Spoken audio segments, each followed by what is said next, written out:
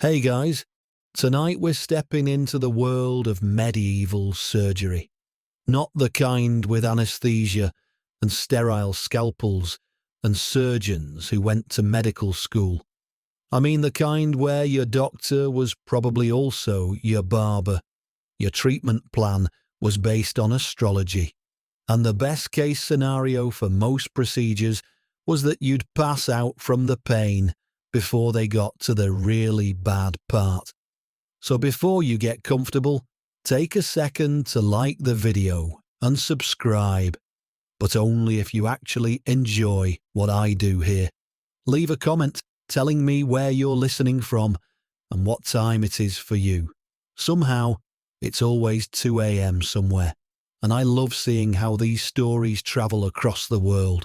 Now, dim those lights, switch on a fan for that soft white noise, get comfortable, and try not to think too hard about saws made from recycled metal. Let's pause for a second. Have you ever wondered what surgery looked like before anyone understood infection? Did medieval surgeons actually help anyone? Or were they just confident men with sharp objects and a complete misunderstanding of human anatomy? What did they give you for pain before painkillers existed? Could you survive a simple broken bone in 1347?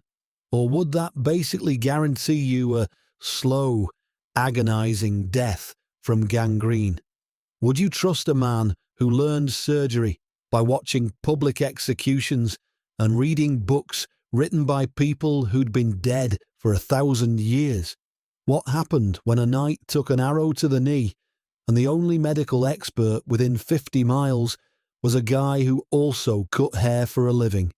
And now, congratulations.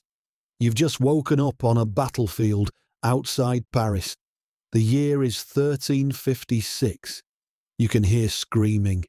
Someone nearby is praying in Latin. And the man approaching you with a leather apron covered in suspicious stains is holding a saw that looks like it was forged sometime during the Crusades. He's smiling, he's probably drunk, and he's about to perform surgery on you without washing his hands, because the concept of germs won't be discovered for another 500 years. Good luck. Let's talk about who exactly is going to be cutting into your body in medieval Europe. Spoiler alert, it's not someone with a medical degree. It's not even someone who necessarily wanted to be a surgeon. It's your local barber. Yes, the same guy who trims beards and cuts hair also performs amputations, removes arrows, drains abscesses, and occasionally attempts to fix broken bones. This isn't a joke. This is actually how it worked. The barber surgeon was a real profession, and the red and white striped pole you still see outside barbershops today, that's a leftover symbol from this era. Red for blood, white for bandages, spinning to represent the stick patients would grip while their limbs were being sawed off. Cheerful, right? The reason barbers became surgeons is almost accidentally logical. They already had sharp instruments. They already knew how to make precise cuts. They were comfortable with blood. And most importantly, actual physicians, the ones with university educations and fancy robes, considered surgery to be beneath them.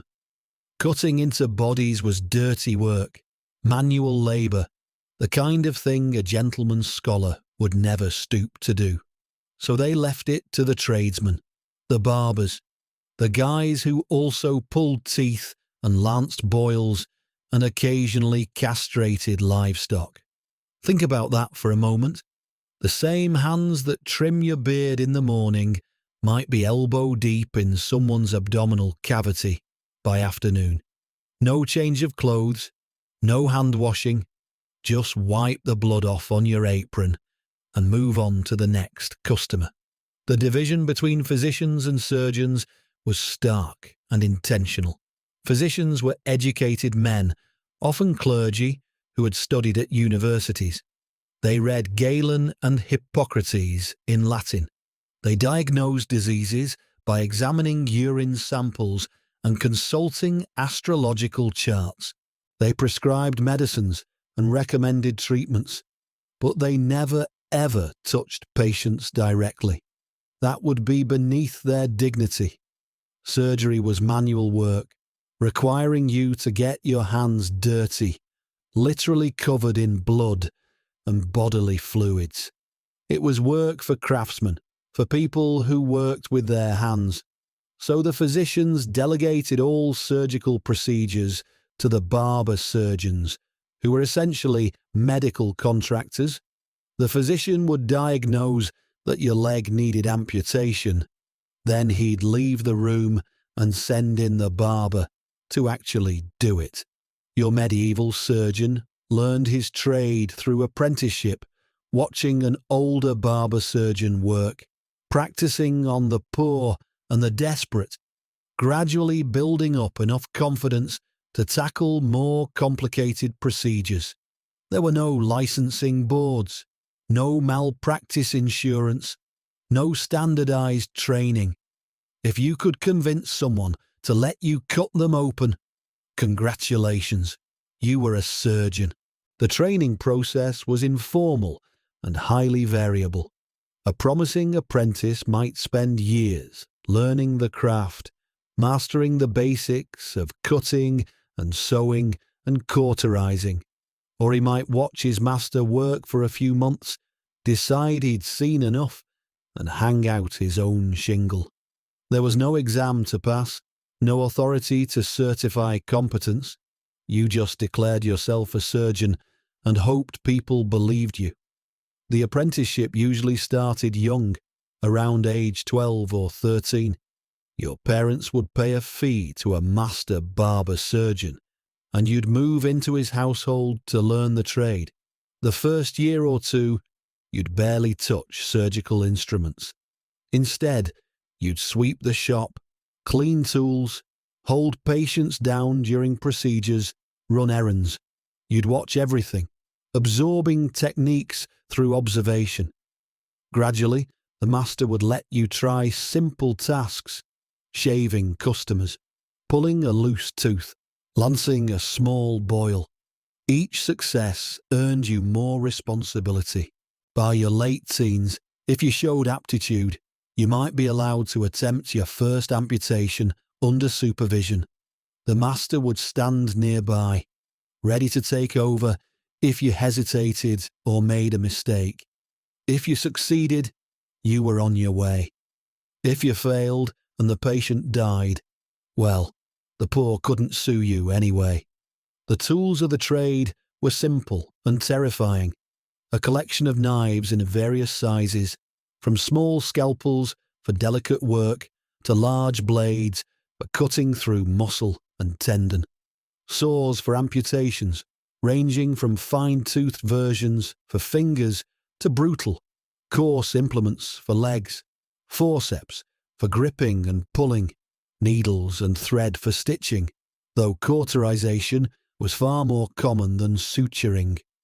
Probes for exploring wounds, long metal instruments that the surgeon would stick into your injury to feel around for arrow fragments or to determine the depth of the damage. Trapans for drilling skulls, cautery irons for burning flesh, bone chisels for shaping stumps after amputation. All of these implements were kept in a leather roll or wooden box, the barber surgeon's entire professional toolkit fitting into something the size of a modern briefcase. None of these tools were sterilized in any meaningful way. Between patients, if the surgeon was conscientious, he might wipe his instruments with a cloth. More often, he'd just use them as they were, crusty with dried blood from the previous operation. The concept of sterilization didn't exist. Why would it? Nobody knew about bacteria. Nobody understood infection. The tools just needed to be sharp and functional. Whether they were clean was irrelevant, or so everyone thought. Some surgeons took pride in their well-maintained instruments. They'd sharpen their blades regularly, oil the metal to prevent rust, keep their saws clean of debris.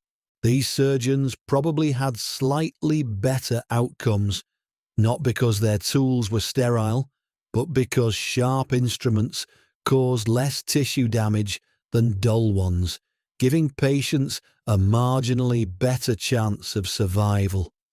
The barber surgeon's shop was usually a small room attached to his home or a stall in the marketplace. Surgery was performed right there, in full view of passers-by if the weather was nice and the doors were open. Privacy wasn't really a concern. Neither was creating a sterile environment, since nobody knew what that was or why it mattered. The surgical table might be the same table where the barber ate his meals, just wiped down beforehand. The floor might be covered with sawdust to absorb the blood, the same technique used in butcher shops. Because really, what's the difference? Both involve cutting up bodies with sharp instruments. It's just that one body is human, and theoretically still alive. After a busy day of surgeries, the shop would reek of blood and fear and the acrid smell of cauterization. Customers coming in for a simple haircut the next morning would be greeted by dark stains on the floor and the lingering odour of yesterday's amputations. The barber surgeon occupied a strange position in medieval society. Not quite a physician, not quite a tradesman, somewhere in between. He was respected for his skills, feared for the pain he inflicted, and generally avoided unless absolutely necessary. People only came to him when the alternative was certain death, a gangrenous limb, a battlefield injury, an abscess that wouldn't drain on its own. You didn't visit the barber surgeon for minor complaints. You went when you'd already tried everything else and nothing had worked. The success rate was abysmal by modern standards. Most surgical patients died, either during the procedure from shock and blood loss, or afterward from infection. But some survived, and that was enough to keep the profession going. Those rare survivors, the ones who made it through amputation, or arrow removal, or trepanation, became living advertisements for the surgeon's skill. Look, he cut off my leg, and I'm still here. Sure, I can barely walk, and the stump hurts every day, and I can't work anymore, but I'm alive. That counts for something. Before we get to the actual cutting, we need to understand what medieval surgeons thought they were doing when they operated on you. And to understand that, we need to talk about the four humours. This is the medical theory that dominated European medicine for over 1,000 years, and it is absolutely buck wild. According to humoral theory, your body contains four fluids: blood, phlegm, yellow bile, and black bile. These four humours need to be in perfect balance for you to be healthy. Too much blood, and you're sanguine, hot-tempered, prone to fever.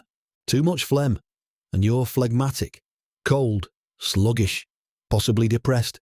Too much yellow bile makes you choleric, angry, aggressive. Too much black bile makes you melancholic, sad, introspective.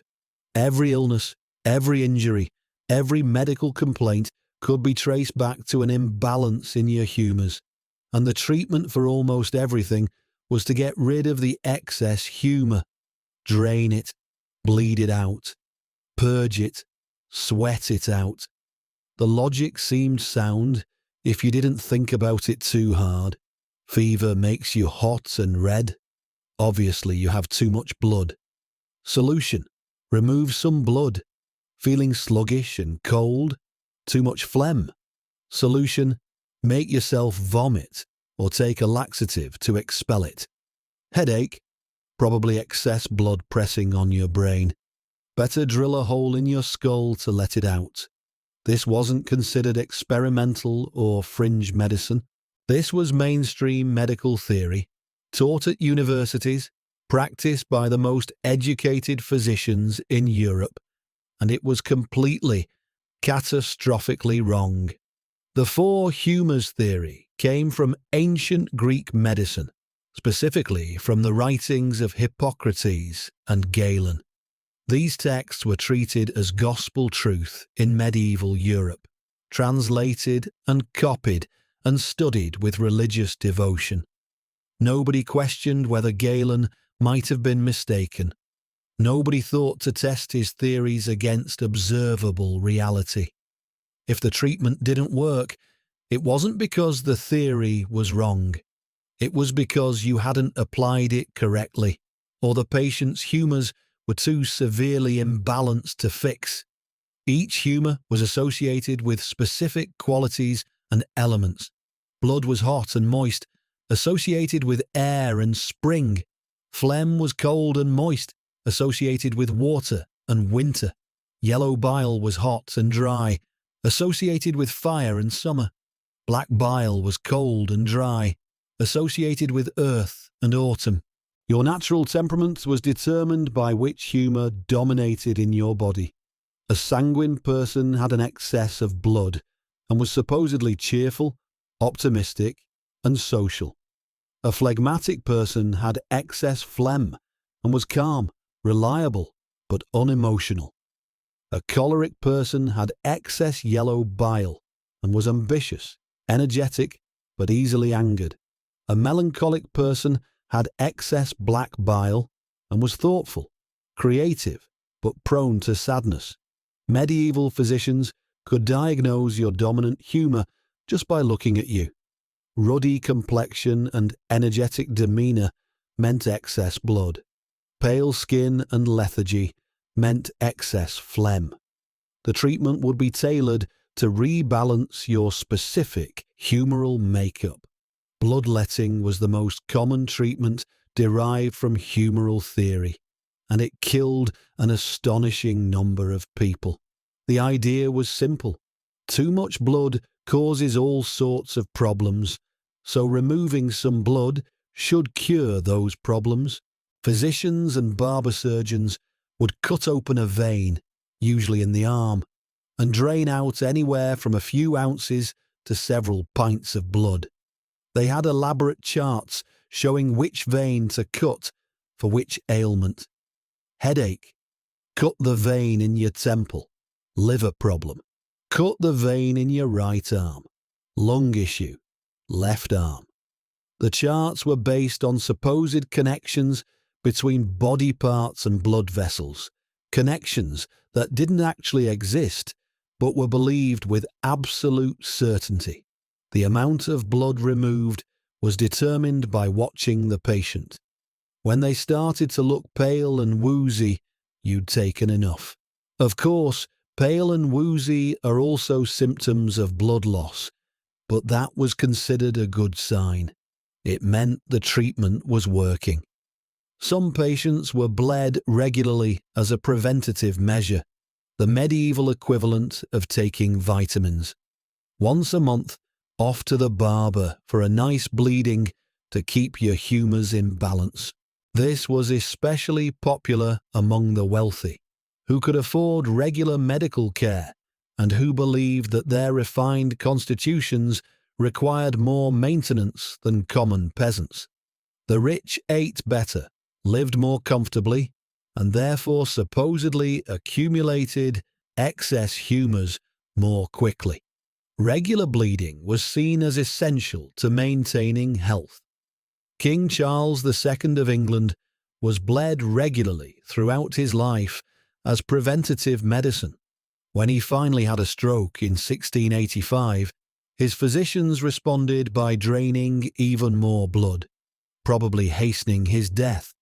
But at the time it seemed like the right thing to do.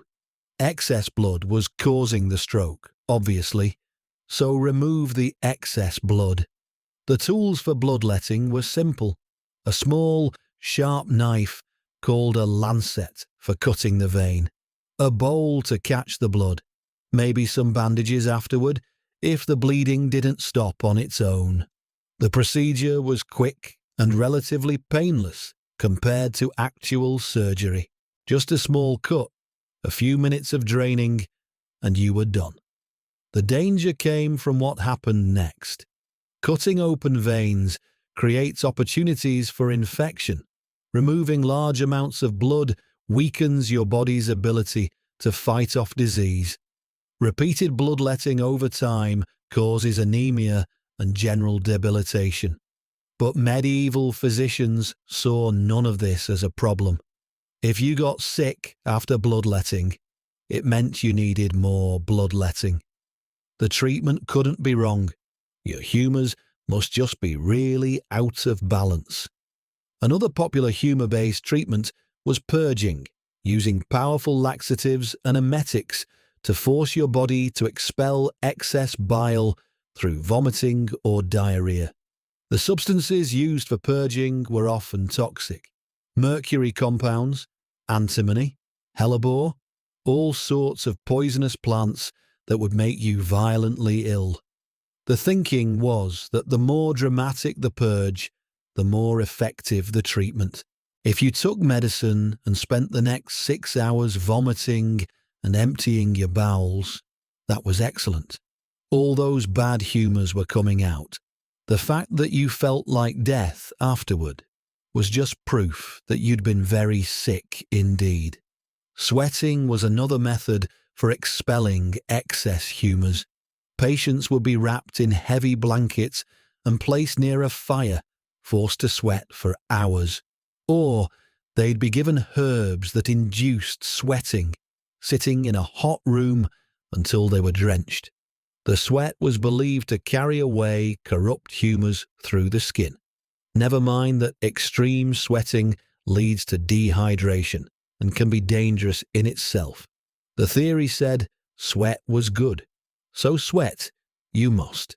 Now we arrive at perhaps the most terrifying aspect of medieval surgery. You're going to be awake for all of it, fully conscious, completely aware, feeling every single cut, every probe, every moment of the procedure. There is no anesthesia in the modern sense. No one's going to put you under. No one's going to numb the area. You're going to experience the full, unfiltered reality of having someone cut into your flesh with a blade, and there's almost nothing they can do about it. Almost nothing. Medieval surgeons did have a few options for pain management, and I use the word options very loosely here. Option 1, alcohol. Get the patient drunk enough, and maybe they'll pass out, or at least not remember it clearly. This actually worked sometimes, which is why medieval surgical texts often recommend wine or strong spirits before procedures. The surgeon would give you a bottle or a cup, tell you to drink as much as you could stomach, and wait for the alcohol to hit. For minor procedures, a patient drunk enough might be docile and compliant. For major surgery, you'd need to be absolutely plastered, drinking until you could barely stand, until the world spun around you. The downside, alcohol thins the blood, which means you bleed more during surgery, which is not ideal when the surgeon has no concept of blood pressure or transfusions. But the pain reduction was considered worth the risk. Better to bleed a bit more if it meant the patient would hold still and not fight the assistants. Some surgical manuals recommended specific amounts. Half a bottle of strong wine for a tooth extraction. A full bottle for setting a broken bone. 2 bottles for amputation if the patient could keep it down. But alcohol affects different people differently. A large man might drink a bottle and barely feel it. A small woman might pass out after a few cups. And drunk patients were unpredictable. Some became calm and compliant. Others became belligerent and aggressive, fighting the surgeon even as he tried to help. Still others vomited, aspirating the alcohol and choking during the procedure. It was a crude solution to an impossible problem, but it was better than nothing. Option 2. Opium. If you were wealthy enough and lucky enough to have access to it, opium could dull the pain significantly. Opium poppies were known in medieval Europe, and physicians did use opium-based preparations for pain relief.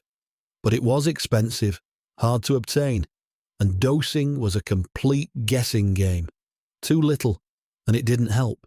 Too much, and you stopped breathing.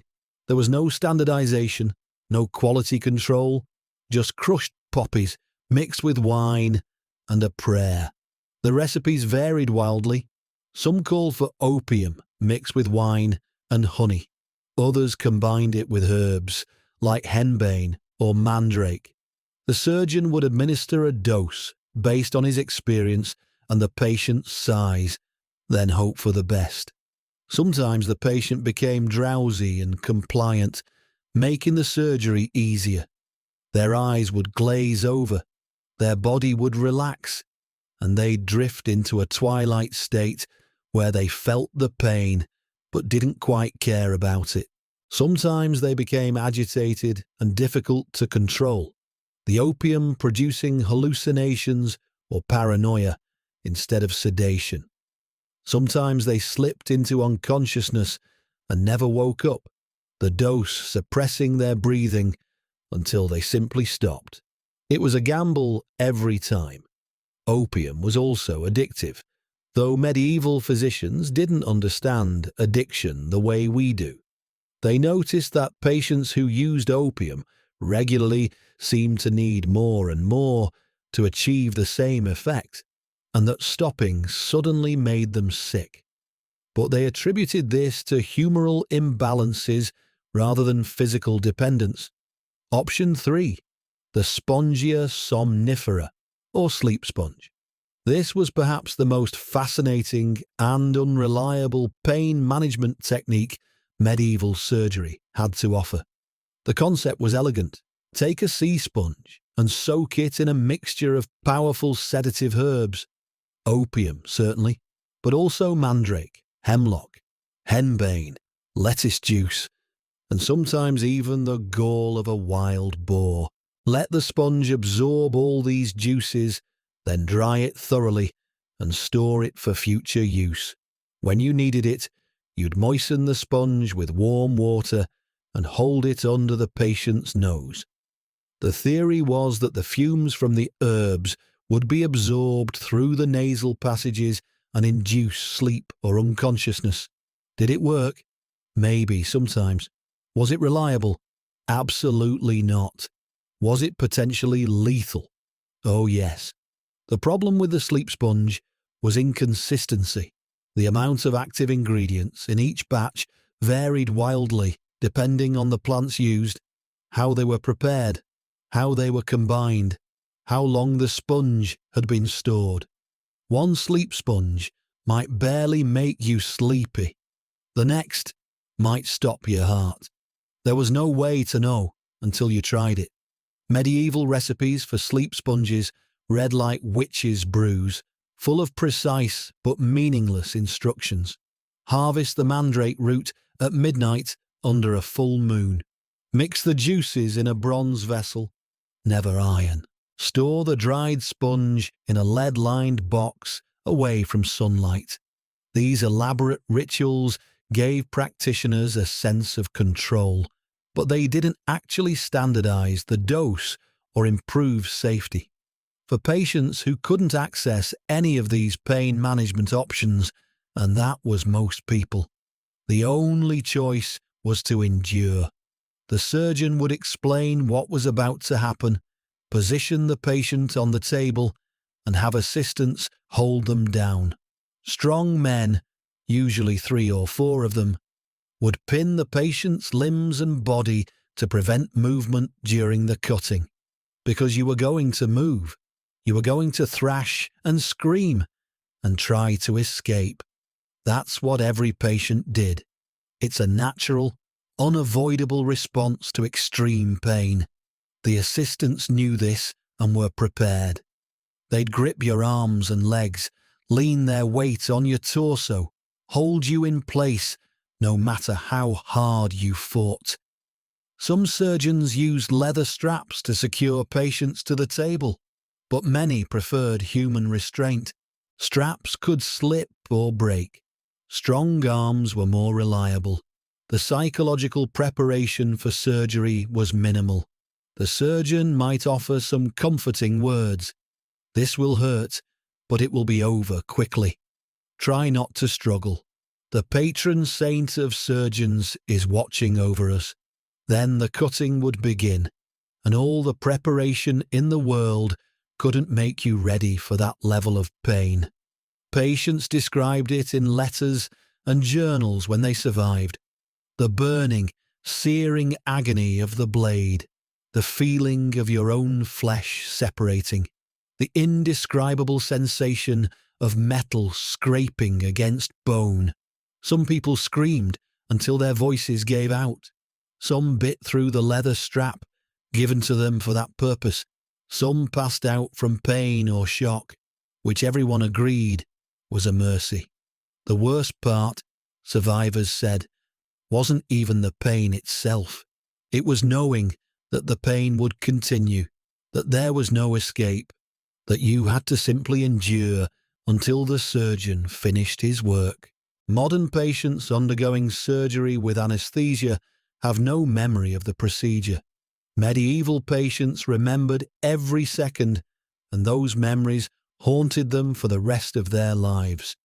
If you're injured badly enough to need surgery in medieval times, there's a very good chance that surgery is going to be an amputation. This is the bread and butter of medieval surgery, the procedure that barber surgeons perform most often, and perversely, the one you have the best chance of surviving. Let's say you're a soldier. It's 1415. You fought at Agincourt, and an arrow has shattered your lower leg. The bone is splintered, the flesh is mangled, and within a day or two, the wound is starting to smell bad and turn strange colours. Your surgeon takes one look and makes his diagnosis. The leg has to come off. There's no discussion about trying to save it. No antibiotics to fight infection. No way to reconstruct shattered bones. The limb is dying, and if it stays attached, the rot will spread up into your body and kill you. The only solution is amputation, and it needs to happen fast. The surgeon will assess where to cut based on finding healthy tissue above the injury. He needs to cut through living flesh, not dead, to give the wound any chance of healing.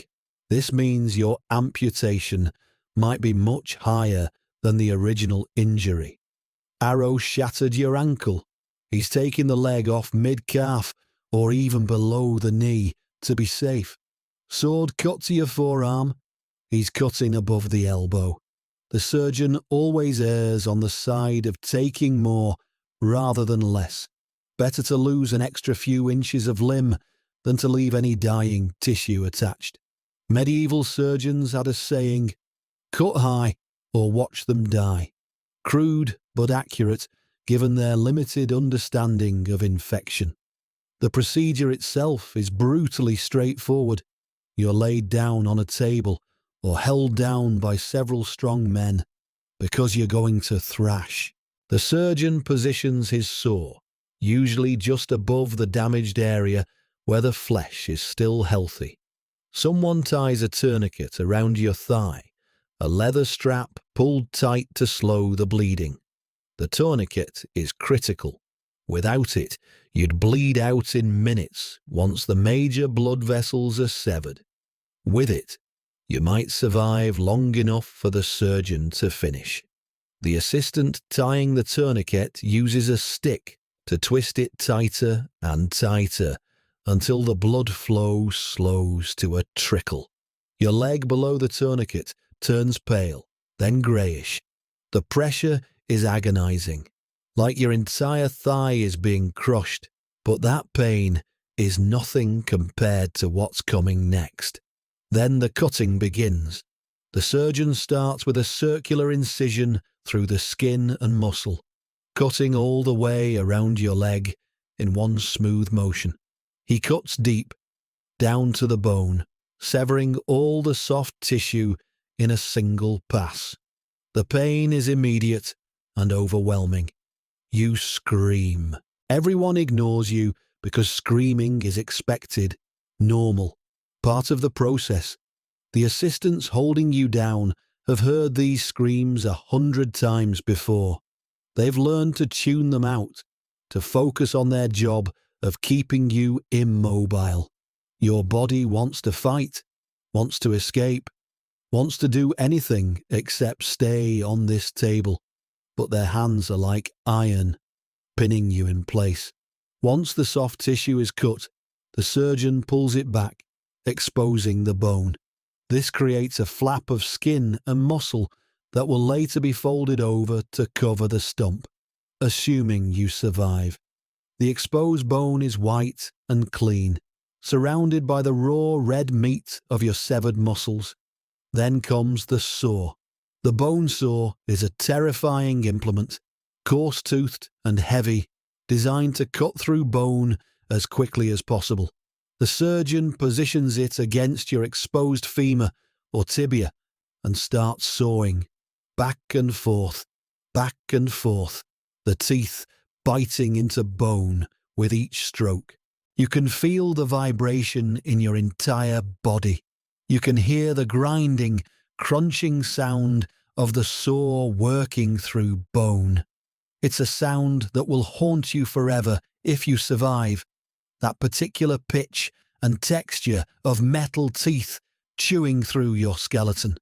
The assistants holding you down have to grip tighter because the sawing motion makes you want to thrash even more violently. Some surgeons count their saw strokes, competing with themselves to see how few strokes they need. 20 strokes for a leg, 15 for an arm, fewer if the saw is sharp and the bone is thin. The surgeon works as fast as he can because speed is everything. The faster he cuts, the less you bleed, the less time you spend in agony, the better your chances. A skilled barber surgeon can take off a leg in under a minute, 60 seconds from first cut to severed limb. It's not pretty, it's not careful, but it's effective. Fast surgery was the only mercy medieval medicine could offer. When the bone is finally cut through, your leg comes away, just separates from your body and drops onto the floor or into a bucket prepared for that purpose. The limb that's been part of you your entire life is suddenly just meat, disconnected, already starting to cool. The assistants don't let go of you yet because the surgery isn't finished. You're still screaming, still trying to escape, still very much alive and in agony. The surgeon now has to deal with the blood vessels and close the wound. Major arteries and veins need to be tied off to prevent bleeding. The surgeon uses silk or linen thread, locating each significant blood vessel and tying a ligature around it. This part requires some precision and care. Miss a vessel and you could bleed to death. Tie it too tight and the thread cuts through. Too loose and it slips off. The surgeon works methodically, finding vessels, tying them, moving on to the next. He can identify arteries by their thick walls and the way they pulse even after being cut. Veins are thinner, darker, collapsing easily. Both need to be secured, all while you're still conscious, still feeling everything, though the worst of the pain has passed. Now, it's just a throbbing, burning agony instead of the acute torture of active cutting. Some patients passed out at this point, their bodies finally succumbing to shock. Others remained conscious through the entire procedure, feeling every knot tied, every vessel secured, every moment of the surgeon's work. So your leg is off. Congratulations on surviving the first part. Now comes the fun part, stopping the bleeding and closing the wound. In modern surgery, this would involve careful stitching, blood vessel clamping, precise closure techniques. In medieval surgery, it involves fire. Lots and lots of fire. Cauterization is the preferred method for sealing wounds in medieval times, and it's exactly as horrible as it sounds. Once your limb is amputated, the surgeon needs to seal the blood vessels to prevent you from bleeding to death. The fastest, most reliable way to do this. Heat up a piece of metal until it's red hot and press it directly onto the open wound. The heat sears the flesh, burns the blood vessels shut, and creates a crusty seal over the stump. The smell is unforgettable. Burning meat, because that's what you are in this moment. Just meat. The pain is described in medieval texts as excruciating, which is actually the origin of that word, from the Latin excruciatus, meaning out of the cross, as in pain so severe it's like being crucified. Patients often passed out during cauterization, which was considered a mercy. If you're still conscious, you can feel your flesh burning, sizzling, smoking. You can hear it, you can smell it, and there's nothing you can do except endure. The surgeon might cauterize the wound multiple times, making sure every blood vessel is sealed. Every bit of raw flesh is scorched into submission. Some surgeons used a tool called a cautery iron, essentially a branding iron shaped for medical use. A long metal rod with a shaped end that could be heated in a brazier of coals. The surgeon would pull it out when it glowed red, test it quickly to make sure it was hot enough, then apply it to your stump. The hiss of burning flesh, the smoke rising, your body jerking involuntarily despite the men holding you down. Other surgeons just heated up whatever metal was available. A knife blade held in the fire until it glowed, a poker from the hearth, a piece of iron bar. The shape didn't matter much. What mattered was heat, enough heat to burn deep and seal thoroughly. After cauterization, if you were lucky, the surgeon might apply some kind of wound dressing, a poultice of herbs believed to prevent infection. Honey, which actually does have some antibacterial properties, though medieval surgeons didn't know why. Clean linen bandages to cover the stump, or the surgeon might leave the wound open to drain, believing that pus formation was a healthy sign of healing. This belief that wounds needed to suppurate to heal properly killed countless patients, but it was based on humoral theory. The pus was your body expelling corrupt humours. The more pus, the better the healing.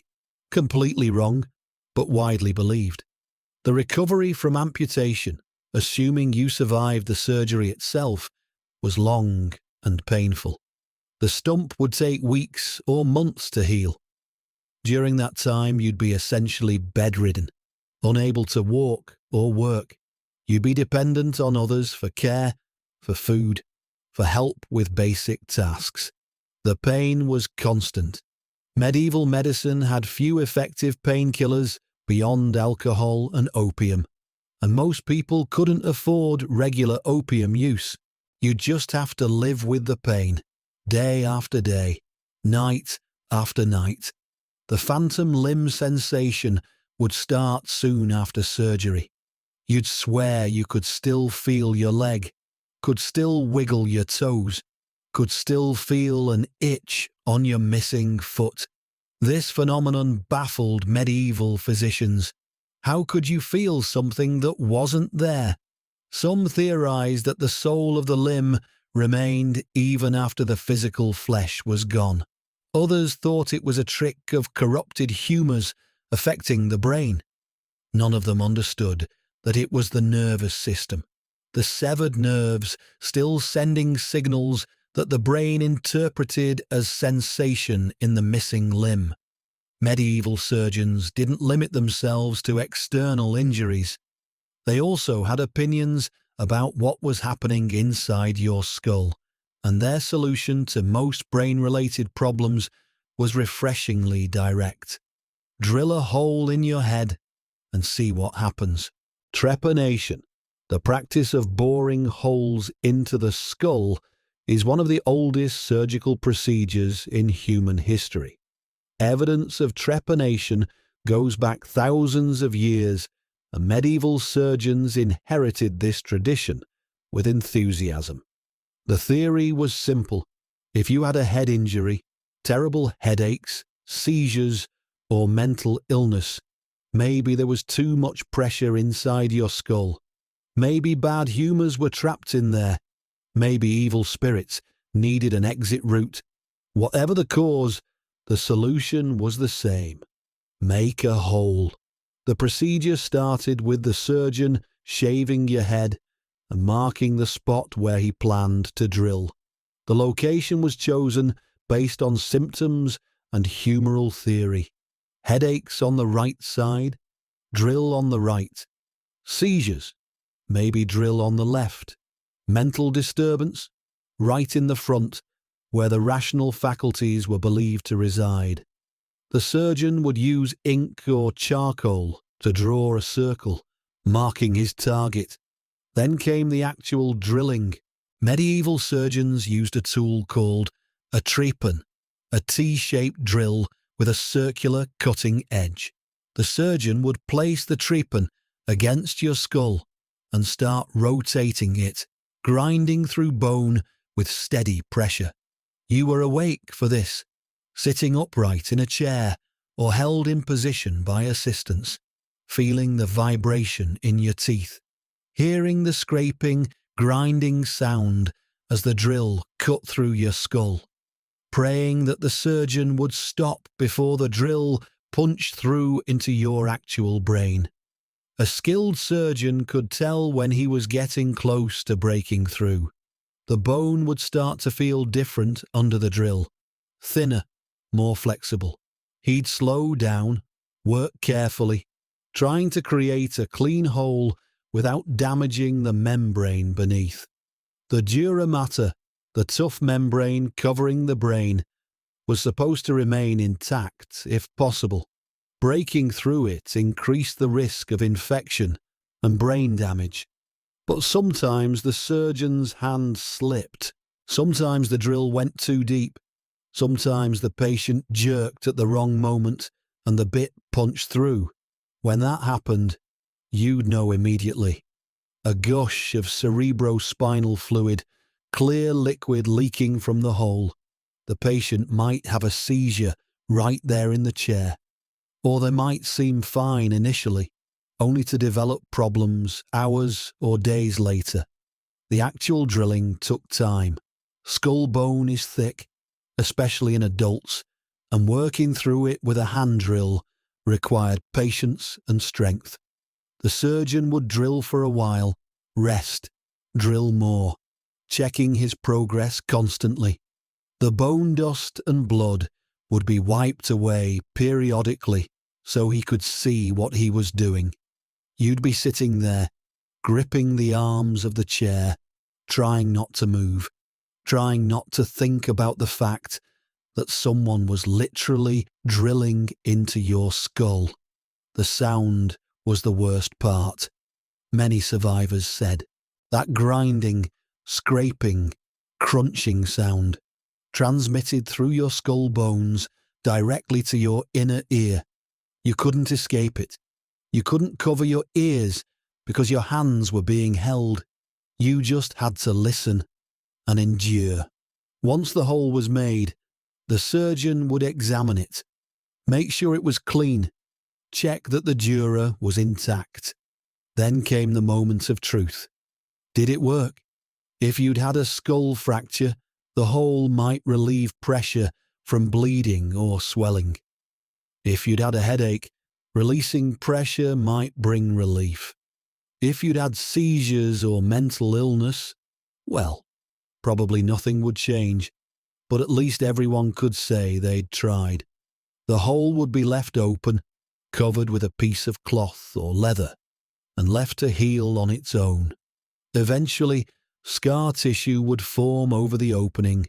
Sometimes bone would even grow back, partially filling the hole. But you'd have a weak spot in your skull for the rest of your life, a place where a hard blow could prove instantly fatal. Trepanation had a surprisingly high survival rate, all things considered. The skull is relatively avascular, meaning it doesn't bleed much when cut.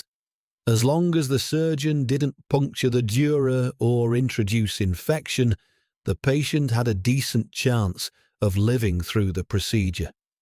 Archaeological evidence shows that many trepanation patients survived long enough for the bone to heal, sometimes undergoing multiple trepanations over their lifetime. What's less clear is whether the procedure actually helped anyone.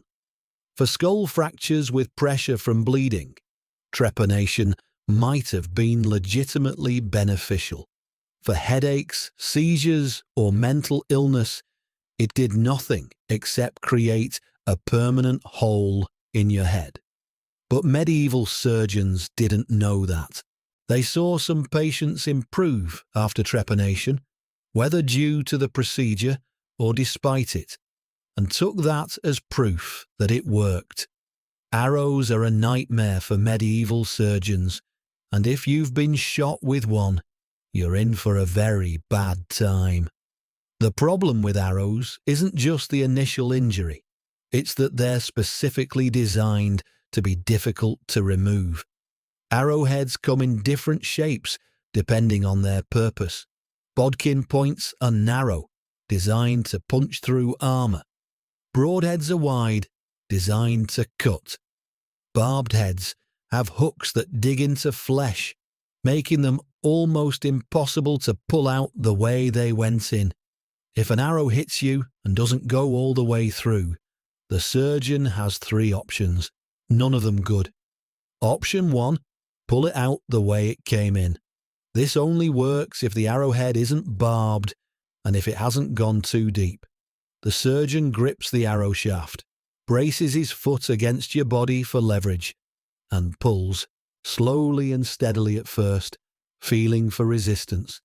If the arrow starts to come out smoothly, he continues pulling until it's free. If it catches on something, bone or muscle or tendon, he has to decide whether to pull harder or try a different approach. Pulling harder risks breaking the arrow shaft, leaving the head buried in your body. It also causes massive additional tissue damage as the arrowhead is dragged back through the wound channel. You're screaming the entire time, obviously. The assistants are holding you down. The surgeon is gritting his teeth and pulling, and everyone is hoping the arrow comes out intact. Option 2, push it through. If the arrow is most of the way through your body already, sometimes the best approach is to push it the rest of the way until the point emerges on the other side, then pull it out from there. This requires the arrow to have missed major bones and organs, which is a big if. It also requires you to endure having a foreign object deliberately driven deeper into your body, which is exactly as awful as it sounds. The surgeon explains what he's going to do, positions his hands on the arrow shaft, and pushes. Steady, firm pressure, driving the arrow forward through your flesh. You feel it moving inside you, tearing new tissue, creating fresh pain. The point emerges from your back or chest or wherever, blood welling around it. The surgeon's assistant grabs the protruding point and pulls from that side, while the surgeon pushes from the entrance side. Together, they work the arrow through and out. Option 3, cut it out. This is the option of last resort, used when the arrow is too deep to push through and too barbed to pull out. The surgeon makes an incision near the arrow, cutting through flesh to reach the arrowhead. He tries to expose enough of it to get a grip, to see what he's dealing with. If the arrowhead is barbed, he might have to cut away tissue that's caught on the barbs, enlarging the wound significantly.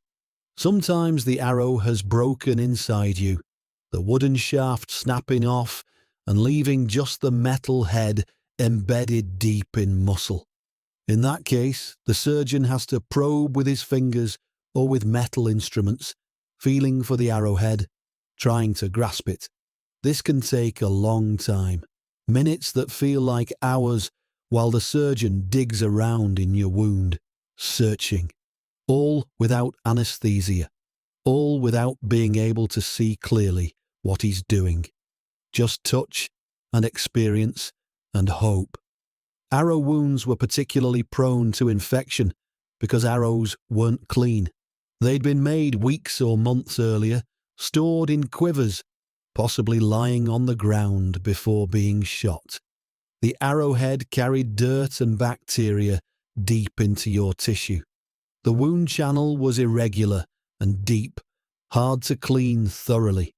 Even if the arrow was successfully removed, even if you survived the procedure, infection was almost guaranteed. The wound would swell, turn red, start to smell. Pus would drain from it, which medieval physicians interpreted as good, as healing. By the time they realized the infection was serious, you'd likely have sepsis, blood poisoning spreading through your body. At that point, if the arrow wound was in a limb, amputation might be attempted. Cut off the infected arm or leg before the rot spreads further. But if the arrow had hit your torso, there was nothing to be done. You'd just have to hope your body could fight off the infection on its own, which it usually couldn't. Some surgeons developed special tools for arrow extraction, long forceps that could reach deep into wounds, screw extractors that could be threaded into broken arrow shafts to pull out the pieces, spoon-shaped instruments for scooping out arrowheads. These tools helped, but they didn't solve the fundamental problem. Arrow wounds were deep, dirty, and devastating. Even with the best surgical care medieval medicine could provide, most people shot with arrows died, either from the initial injury, from blood loss during extraction, or from infection afterward. Medieval warfare creates a very specific kind of medical nightmare, and if you're a soldier wounded in battle, your surgical experience is going to be even worse than usual. After a major battle, the wounded are everywhere. Hundreds of men with injuries ranging from minor cuts to catastrophic trauma. The field surgeons, usually barber surgeons travelling with the army, set up in tents or commandeered buildings near the battlefield and start working through the casualties. There's no triage system in the modern sense, no careful assessment of who needs treatment most urgently.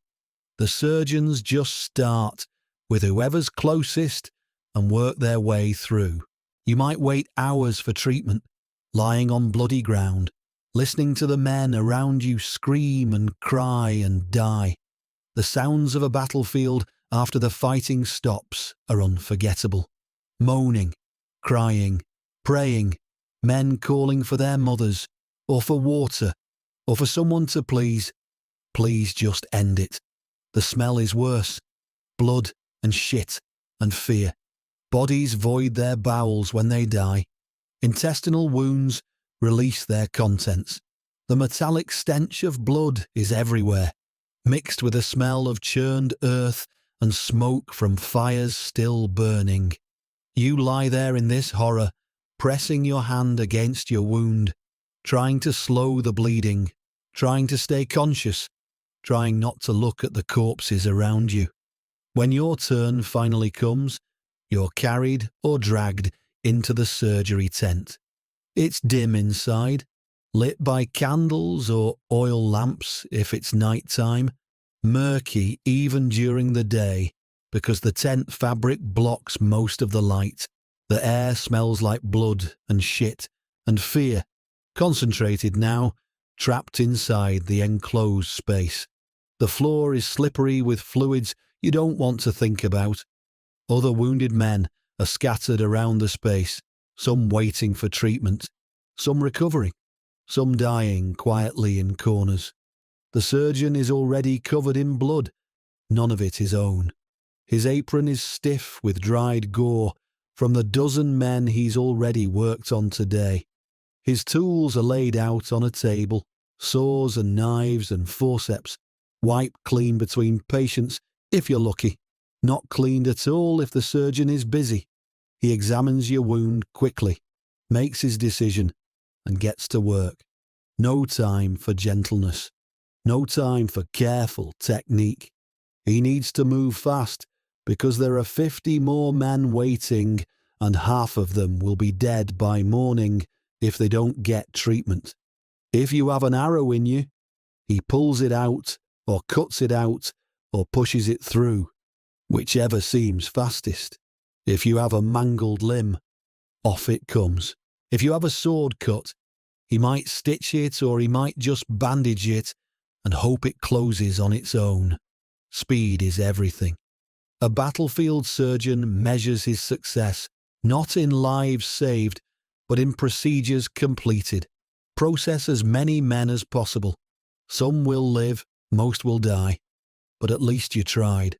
The assistants, usually soldiers detailed to medical duty rather than trained helpers, hold you down and hand the surgeon his tools. They've learned to anticipate what he needs. Saw for amputation, knife for cutting, forceps for extracting, cautery iron always heating in the brazier, ready when needed. They work in a rhythm born of necessity and repetition. Patient on the table, wound assessed, decision made, tools selected, procedure performed, patient removed. Next. The psychological toll on these surgeons and their assistants is never discussed in medieval texts, but it must have been immense. Spending days cutting into screaming men, watching most of them die, hearing their cries echo in your dreams, going back to do it again the next day and the day after. Some battlefield surgeons developed a cold, mechanical efficiency, emotional detachment as a survival mechanism. Others turned to drink. Others simply left, abandoned their posts, couldn't take it anymore. The wounded who survived surgery faced a new set of challenges. Field hospitals were barely hospitals at all, just tents or barns where injured men were laid on straw or bare ground to recover or die. There were no nurses in the modern sense, no one to change bandages regularly or monitor for signs of infection. The walking wounded might help those worse off than themselves, but mostly you were on your own. If you could eat, someone might bring food. If you couldn't, you went hungry. Water was scarce and often contaminated. Sanitation was non-existent. Men with dysentery lying next to men with open wounds, spreading infection through contact and contaminated hands. The mortality rate in field hospitals was staggering. Probably 70 to 80% of seriously wounded men died, either from their injuries or from infections that set in afterward. Here's the thing about medieval surgery. Even if the procedure itself goes well, even if the surgeon is skilled and fast and lucky, you're probably still going to die. Not from the surgery itself, but from what comes after. Infection. Medieval surgeons have no concept of germ theory, no understanding of bacteria, no idea that the invisible organisms coating their unwashed hands and unsterilized tools are about to kill you more surely than any blade. They do notice that wounds often become infected. They see the redness, the swelling, the pus, the fever. They recognize that infected wounds frequently lead to death, but they don't understand why. The prevailing theory is that infection is caused by bad air, miasma, corrupt humours in the wound. Some surgeons think a little bit of pus is actually good, a sign that the body is purging corrupt matter. They have a term for it: laudable pus, pus that looks healthy and white, as opposed to the thin, foul-smelling kind that indicates serious problems. They're wrong about this. All pus is bad. All pus means infection. But they don't know that, so they don't try very hard to prevent it. In fact, some surgical texts actually recommend promoting pus formation. The author suggests keeping wounds moist and warm to encourage drainage, creating the perfect environment for bacterial growth. Patients whose wounds produce copious amounts of thick white pus are considered to be healing well. Those whose wounds stay dry and clean are viewed with suspicion. Perhaps their body isn't strong enough to expel the corrupt humours. Surgical tools are rarely cleaned properly. Boiling water for sterilisation isn't standard practice.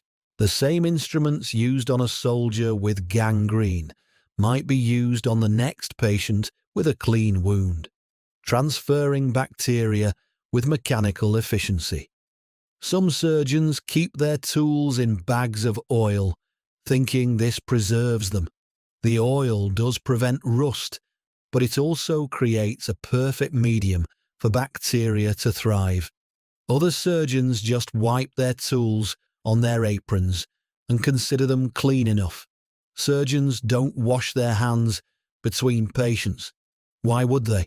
There's nothing on their hands except blood, and blood washes off with water eventually. Some surgeons develop the habit of wiping their hands on their aprons between procedures, which accomplishes nothing except spreading the contamination around. They wear the same leather aprons day after day, the leather stiff and dark with accumulated gore. The more stained your apron, the more experienced you must be. It's practically a badge of honour. A clean apron means you're new, inexperienced, haven't done enough surgeries yet. The crusty, blood-blackened apron means you're a veteran, a surgeon who's cut into hundreds of bodies. Never mind that your filthy apron is killing your patients. The correlation between dirty instruments and infection is occasionally noticed but never properly understood. Some surgeons observe that patients treated with clean, new instruments seem to fare better than those treated with old, crusty tools, but they attribute this to the sharpness of the blade, not its cleanliness. A sharp knife cuts cleaner, causes less tissue damage, heals better. That part is actually true, but the cleanliness matters even more, and they never figure that out. The surgery room itself is rarely cleaned. Blood on the floor from the last patient, bits of tissue in corners, used bandages in piles. The table might be wiped down between patients, or it might not. The thinking is that blood and gore are just part of surgery, unavoidable, not worth worrying about. Clean it up when you have time, which is never, so just let it accumulate. Some surgeons work in dedicated surgery rooms in their homes or shops. Others perform surgeries wherever there's space. A table in the main room, a bench in the courtyard, the back of a cart. As long as there's enough light to see what you're doing and enough room to work, anywhere will do. The infection process is predictable and terrible. A day or two after surgery, the wound starts to hurt more instead of less. It swells. The skin around it turns red and feels hot to the touch.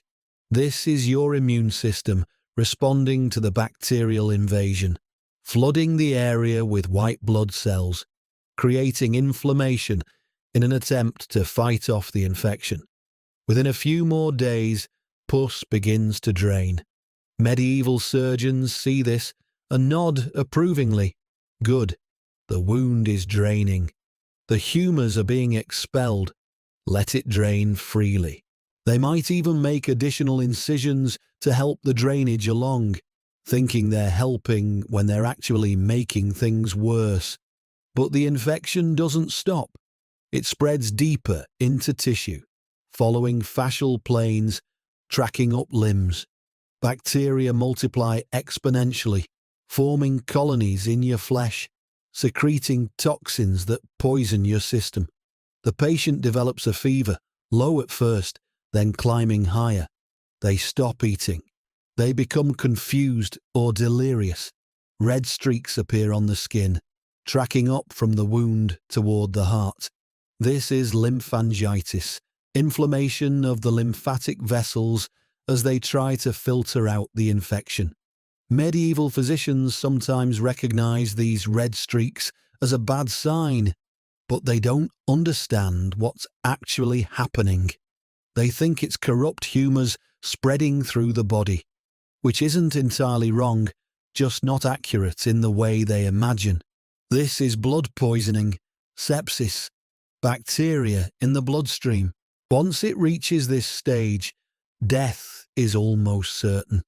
The patient's fever spikes. They shake with chills. Their breathing becomes rapid and shallow. Their heart races, trying to pump enough oxygen to tissues that are being starved by the infection. They might hallucinate, seeing things that aren't there, talking to people long dead. Some patients become agitated, trying to get out of bed, pulling at their bandages, convinced that something is wrong with their wound if they could just fix it. Others become lethargic, slipping in and out of consciousness, barely responding to stimuli. Then comes the crisis. The fever reaches its peak. The patient either survives this or they don't. Most don't. They slip into unconsciousness and die within hours, their organs shutting down one by one. The heart finally gives out, unable to keep pumping against the systemic inflammation. The breathing stops. The body cools. Another patient lost to infection. Another surgical success turned into a funeral.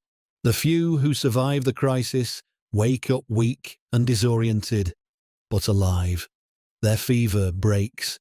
The infection begins to resolve, somehow, for reasons medieval medicine can't explain. Probably a combination of youth, strong constitution, and sheer luck. Their immune system, against all odds, managed to fight off the infection without help. The bacteria are gradually cleared from the bloodstream. The wound, though still infected, begins to stabilize and eventually heal. Despite everything, despite the lack of anesthesia and antibiotics and basic hygiene, some people survive medieval surgery. Not many, but some. And if you're one of the lucky ones, if you make it through the procedure and the infection and the fever and the complications, you face a new challenge. Living with the results. If you lost a limb, you're now disabled in a world with no disability services, no prosthetics beyond crude wooden pegs, no safety net.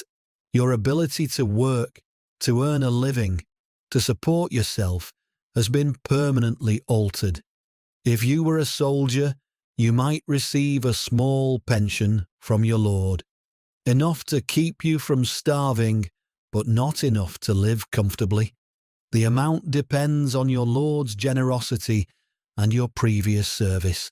A knight might receive enough to maintain a modest household. A landed gentleman who lost a leg in service might get an estate to manage. a position that doesn't require physical labor. A common soldier might get a few pennies a week, handed out by the Lord's steward on pension day, along with all the other disabled veterans. Or nothing at all, if your Lord decides you're not worth the expense. Some lords were generous, recognizing that their fighting men had sacrificed their bodies in service. Others were stingy, arguing that the soldier knew the risks when he signed up. There was no legal requirement to provide pensions, no veterans benefits program. It was entirely at the Lord's discretion. If you were a peasant, you depend on the charity of your family and community. Your wife and children take on your work in the fields. They wake before dawn to plough and plant and harvest, doing the labour you can no longer do. Your brothers help when they can spare time from their own plots. Your neighbours donate food when they have extra, which isn't often.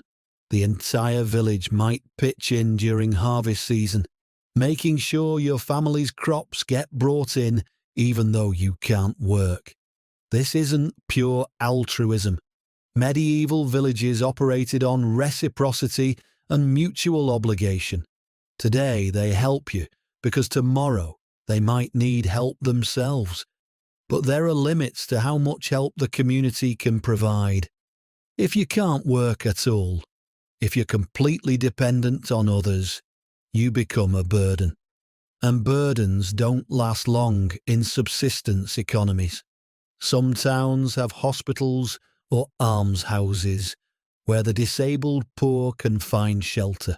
These are usually run by religious orders, monks or nuns, who consider caring for the sick and injured a holy duty. The conditions are basic, but better than sleeping in the street. You get a bed, usually just a straw mattress on the floor, shared with several other patients. You get food, thin soup and hard bread, maybe some vegetables if the almshouse has a garden. You get protection from the elements, a roof that doesn't leak too badly, walls that keep out most of the wind. In exchange, you pray for the souls of the institution's benefactors, the wealthy merchants and nobles who donated money to fund the almshouse. Expect spiritual returns on their investment. Your prayers are payment for your care. You're also expected to behave yourself. Follow the rules. Attend services. No fighting. No stealing. No causing trouble. Break the rules and you're out on the street. Some churches offer direct aid, distributing bread to the poor on certain days, providing small amounts of money to those in desperate need. Begging outside church doors is common, and the disabled are often the most successful beggars. People feel obligated to give alms to those visibly suffering, those who bear the marks of God's will on their bodies. You might spend your days sitting outside the cathedral with your stump exposed, your crude crutches beside you, asking for charity from the faithful. On good days, you collect enough to eat. On bad days, you go hungry. But there's no guarantee, no system, just the hope that someone will take pity on you. The physical recovery is brutal. Your stump heals slowly, if it heals at all. The wound might close completely within a few weeks if you're lucky. More often, it remains partially open, draining fluid for months or years. A small hole that never quite closes, weeping, clear or bloody discharge, requiring constant bandaging. The pain is constant, a deep, aching throb that never quite goes away. The severed nerves send confused signals to your brain. Shooting pains, burning sensations, a feeling like your stump is being crushed or twisted. Bad weather makes it worse. Cold days, rainy days, the old wound aches and burns.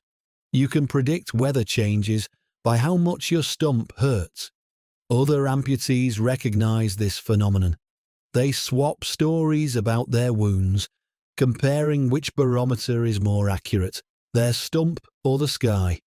You learn to manage chronic pain with whatever remedies you can afford.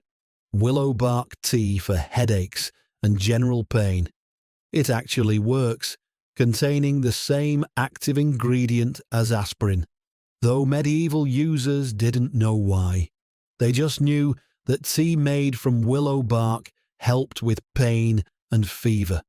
The bark was relatively cheap and available in most areas with willow trees. You'd steep it in hot water, drink the bitter brew, and wait for the pain to dull. Alcohol for the bad days. A cup of strong ale or wine can dull the pain enough to sleep, but alcohol costs money, and if you're living on charity, you probably can't afford to drink every day. Prayer for the really bad days. When the pain is so bad that nothing else helps, you pray. You beg God for relief, for mercy, for strength to endure. You visit shrines dedicated to saints known for healing. You offer what little you have in exchange for intercession. Sometimes it helps, sometimes it doesn't, but it's free, and it gives you something to do besides suffer. You adapt to your new body, learning to walk with crutches or a wooden peg leg. The crutches are simple wooden poles with padding at the top to protect your armpits. You prop them under your arms and swing yourself forward, hopping on your remaining leg. It's exhausting at first. Your arms and shoulders burn with effort.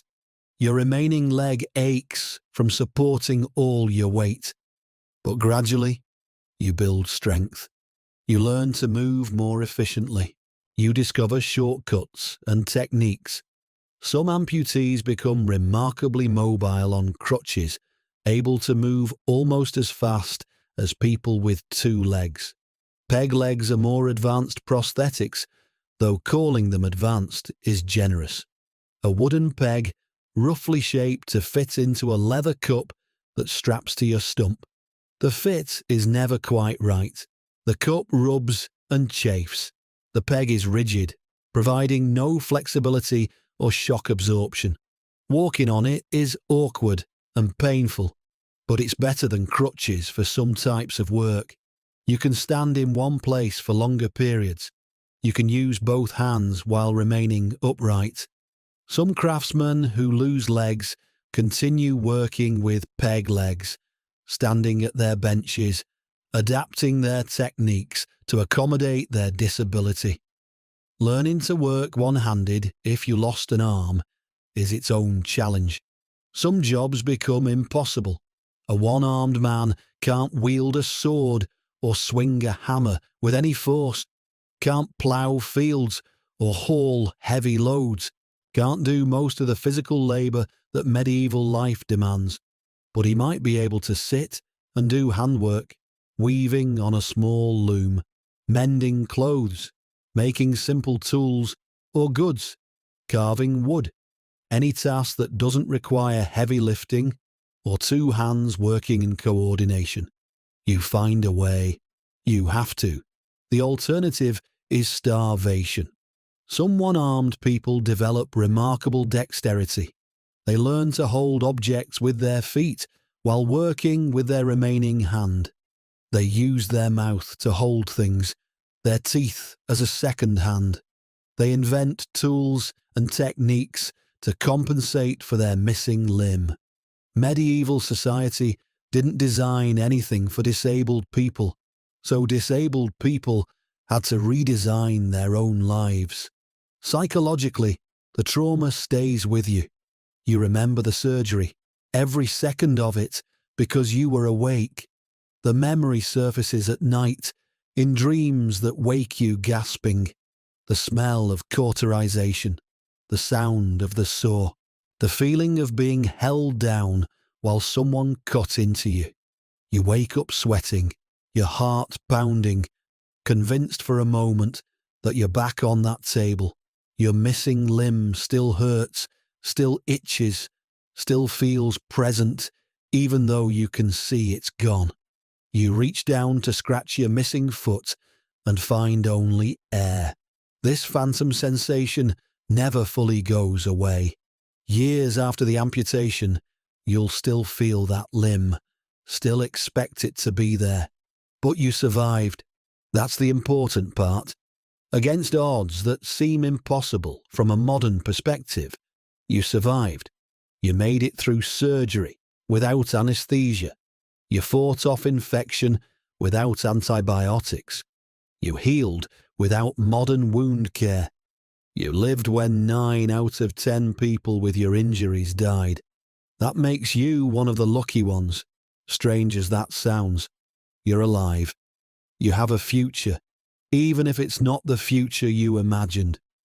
And in a world where death is common and sudden, where injury and illness carry off the young and healthy without warning, simply being alive counts as a victory.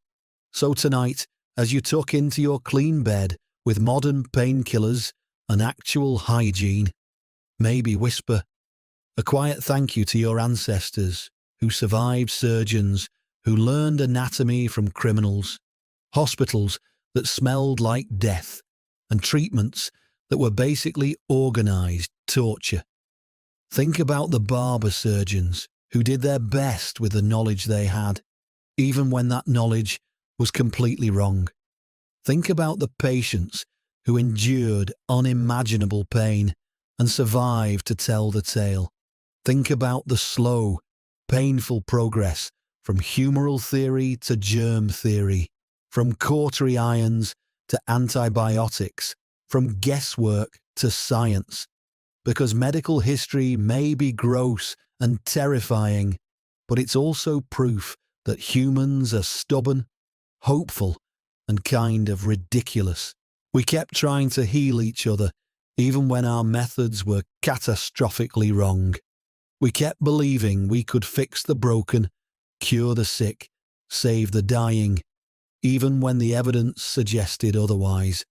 And slowly, painfully, over centuries of trial and error and countless dead patients, we figured it out. We learned about infection and developed antiseptic technique. We discovered anesthesia and gave patients the mercy of unconsciousness. We found antibiotics and turned deadly infections into minor inconveniences. The next time you take an ibuprofen for a headache, remember that your ancestors had to choose between suffering and being drilled in the skull. The next time you get stitches, remember that your ancestors got red-hot metal pressed into their wounds.